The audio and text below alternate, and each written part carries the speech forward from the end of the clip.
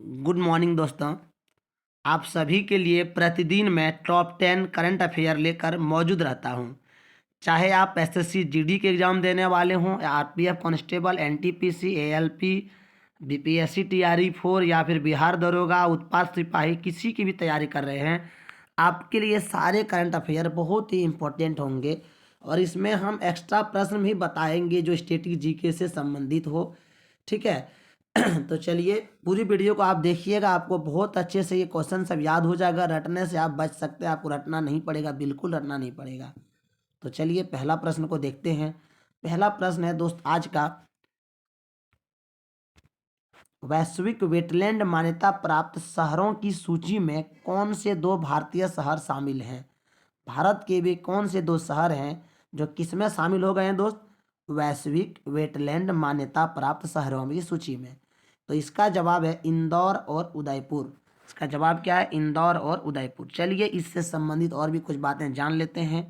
देखिए लिखा हुआ है कि वैश्विक वेटलैंड यानी आर्द्रभूमि दुनिया भर में मौजूद नदियों, झीलों, तालाब और अन्य जल निकायों को कहते हैं। ये पर्यावरण के लिए बहुत ज़रूरी होते हैं। चलिए नेक्स्ट क्वेश्चन को देखते हैं। अगला प्रश्न है दोस्तों, ऑस्ट्रेलियाई ओपन 2025 का खिताब किसने जीता? क्या प्रश्न? ऑस्ट्रेलियाई open 2025। Very very important question. आप एग्जाम देने जाएं, खेलों से एक क्वेश्चन ना आए ऐसा हो ही नहीं सकता है। तो सवाल यहाँ पर था कि ऑस्ट्रेलियाई ओपन 2025 का खिताब किस खिलाड़ी ने जीता? इसका जवाब जो है दोस्त यानिक सिनर। क्वेश्चन क्या था? ऑस्ट्रेलियाई ओपन 2025 कितने जीता? तो यानिक सिनर ने। थोड़ा सा और जान लेते यानिक सिनर के बारे में। बोलता ये एक इतालवी पेशेवर टेनिस खिलाड़ी है। मतलब कौन सा खेल था? टेनिस का खेल था। ये कहाँ से थे? इटली से थे। ये इतालवी यहाँ पर लिखा हुआ है। आगे लिखा हुआ है एसोसिएशन ऑफ टेनिस प्रोफेशनल द्वारा उन्हें वर्तमान में पुरुष एकल में दुनिया का नंबर 1 स्थान दिया। किनको दिया गया है? यानिक सिनर को। क्या दिया गया है? तो दुनिया का नंबर 1 स्थान दिया गया है टेनिस खिलाड़ी में। वह शीर्ष रैंकिंग में पहुंचने पर पहले वाले और पहला व्यक्ति है जो इटली से आगे बढ़े हैं। ठीक है। चलिए नेक्स्ट क्वेश्चन को देखते हैं। बोलता है ICC emerging men's cricket of the year का अवार्ड किसने जीता? क्या बोला दोस्त? ICC international cricket club emerging men's cricketer of the year का अवार्ड किसने जीता? इसका नाम है दोस्त कमिंदू मेंडिस। क्या नाम है? कमिंदू मेंडिस। कमिंदू मेंडिस। ठीक है, 2-4 बार पढ़ेंगे आपको याद हो जाएगा, कमिंदू मेंडिस। ठीक है। अब थोड़ा इसके बारे में 2 लाइन जान लेते हैं एक्स्ट्रा बात। ठीक है। देखिए लिखा हुआ है कमिंदू मेंडिस का जन्म 30 सितंबर 1998 को श्रीलंकाई क्रिकेटर में है। मतलब ये श्रीलंका के हैं, श्रीलंका में इनका जन्म हुआ है। ठीक है। कोलंबो क्रिकेट क्लब के लिए खेलते हैं। यह एक महत्वाकांक्षी गेंदबाज है और उसने एक ही ओवर के दौरान दाएं और बाएं दोनों हाथों से गेंदबाजी किया है, बॉलर है। चलिए नेक्स्ट क्वेश्चन को देखते हैं। अगला क्वेश्चन है दोस्त, भारत हाल ही में किस कार्यक्रम में पर्यवेक्षक राष्ट्र के रूप में शामिल हुआ? देखिए दोस्त, जब भी कोई कार्यक्रम होता है, जब भी कोई बैठक होता है, सम्मेलन होता है, चाहे G20 सम्मेलन हो, G7 सम्मेलन हो, जलवायु सम्मेलन हो, तो सभी सम्मेलन में क्या होते हैं, उनके जो सदस्य देश हैं वे तो शामिल होते ही हैं, लेकिन कुछ ऐसे भी देश शामिल होते हैं देखने के लिए पर्यवेक्षक के रूप में। ठीक है, जो उनका मेंबर नहीं हो।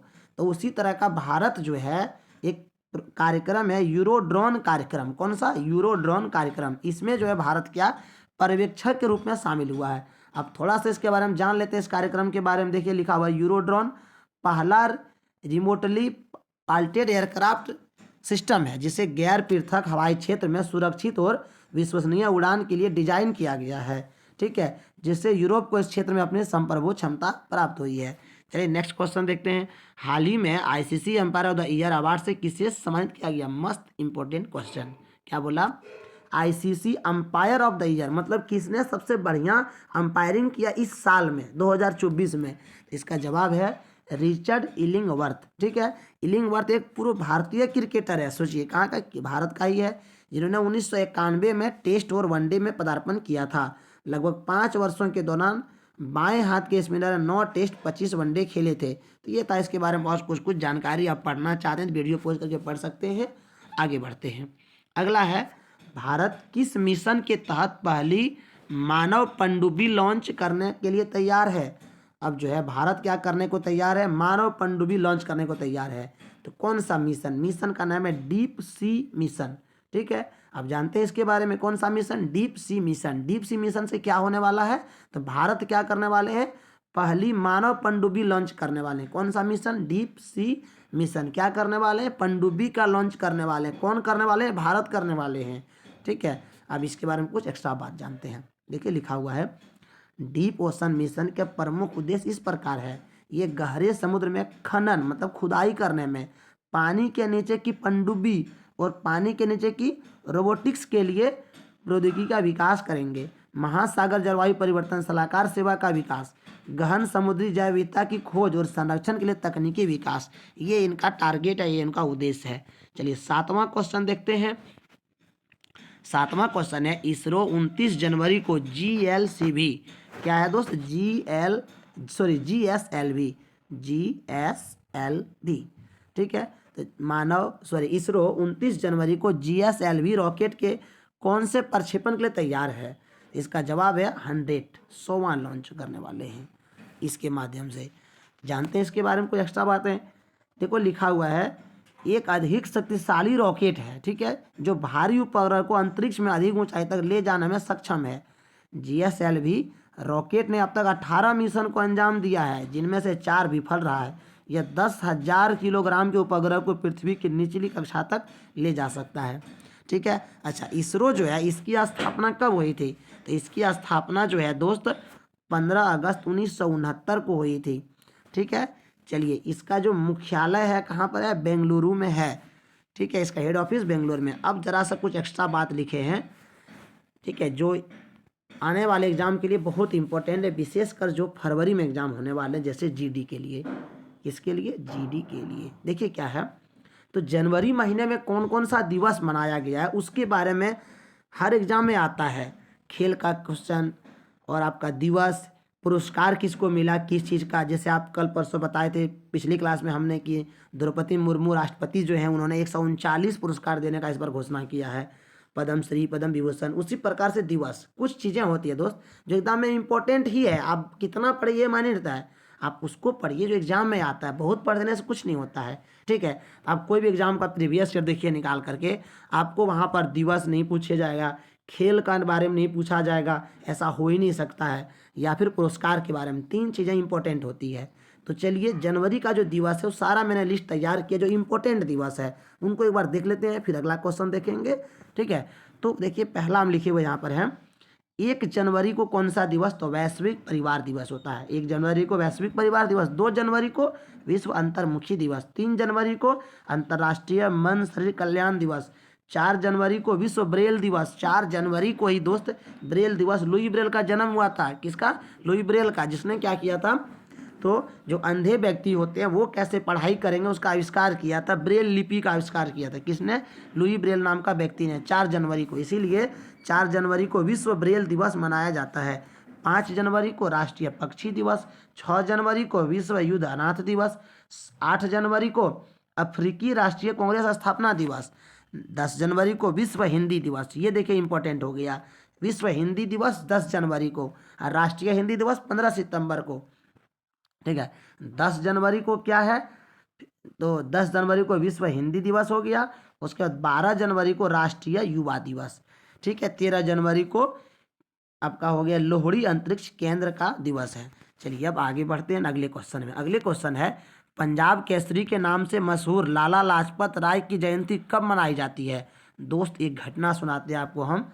ठीक है, 1928 में, कब की बात कर, 1928 में साइमन कमीशन भारत आया था और साइमन कमीशन का विरोध हो रहा था। साइमन कमीशन वापस जाओ के नारों से विरोध हो रहा था। एक क्वेश्चन आपको इससे भी जानकारी मिल गया कि 1928 में साइमन कमीशन भारत आया था। ठीक है, अब देखिए हुआ क्या था, इसमें उसका विरोध कर रहे थे तो पंजाब के स्वतंत्रता सेनानी, ठीक है, जिनका नाम था लाला लाजपत राय, वे भी विरोध कर रहे थे और इनको अंग्रेजों ने लाठियों से पीट पीट कर मार डाला था। इसीलिए इनके लिए ही 28 जनवरी को हर साल इनका जन्मदिन मनाया जाता है और इसीलिए इनको पंजाब केसरी के नाम से जाना जाता है। एक क्वेश्चन इससे भी बनता है कि पंजाब केसरी के नाम से किनको जाना जाता है, तो लाला लाजपत राय को। ठीक है, और एक हमने आपको स्टैटिक जीके सिखा दिया और भी कि साइमन कमीशन भारत कब आया था, तो 1928 में आया था। अब जानते हैं इसके बारे में और भी थोड़ी जानकारी। लाला लाजपत राय 28 जनवरी 1865 को जन्म हुआ था। 17 नवंबर 1928 को, यहाँ 28 जनवरी होगा भारत, अच्छा हाँ ठीक है सही है, 28 जनवरी को जन्म, 17 नवंबर को इनकी शहीद हुई थी। तो भारत के प्रमुख स्वतंत्रता सेनानी थे। इन्हें पंजाब केसरी भी कहा जाता है। इन्होंने पंजाब नेशनल बैंक और लक्ष्मी विमान कंपनी की स्थापना की थी। ये भारतीय राष्ट्रीय कांग्रेस में गरम दल के नेता थे। दोस्त, दो दल होते थे, गरम दल, नरम दल। तो ये जो है बाल पाल लाल नाम का आप सुनेंगे, बाल पाल लाल, ये तीनों गरम दल में थे। बाल गंगाधर तिलक, लाला लाजपत राय, ठीक है, ये लोग जो है गरम दल के थे। तो ये सब चीज़ था आज के बारे में। अच्छा, थोड़ा सा और जानकारी है इसके बारे में। 28 जनवरी को मनाए जाने वाले और खास दिन: राष्ट्रीय ब्लूबेरी दिवस, राष्ट्रीय लेडी बग उपहार दिवस, राष्ट्रीय आकाश योजना दिवस, ठीक है, राष्ट्रीय काजू दिवस। तो चलिए, ये था आज का लास्ट क्वेश्चन। सेशन पसंद आए तो लाइक कर देंगे, वीडियो में कमेंट करेंगे और चैनल को सब्सक्राइब कर लेंगे। मिलते हैं नए क्लास में। Thanks for watching.